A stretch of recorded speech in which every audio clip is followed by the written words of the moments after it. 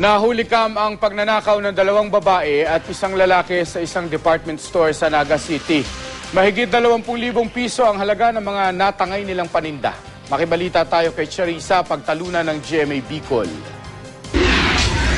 Sa kuhang ito ng CCTV camera ng department store sa Naga City, makikita ang 2 babae at isang lalaking aakalaing mga ordinaryong customer lang na pumipili ng mga mabibiling produkto.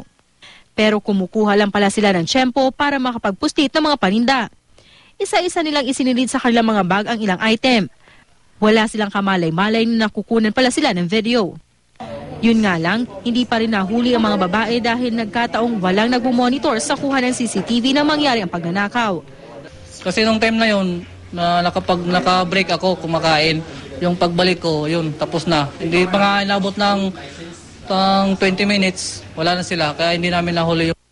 Nakatakas sa mga sospek matapos ang 15 minutong pagnanakaw. Ayon sa pulisya, may 3 iba pang kasamahan ng mga salarin na nagsilbing lookout.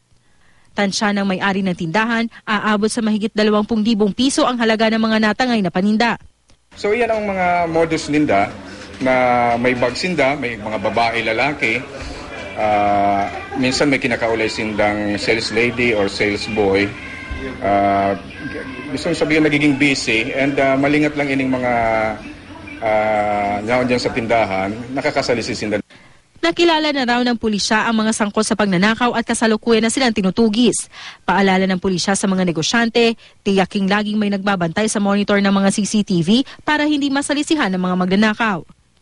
Charissa, pagtalunan ng Balita, Pilipinas.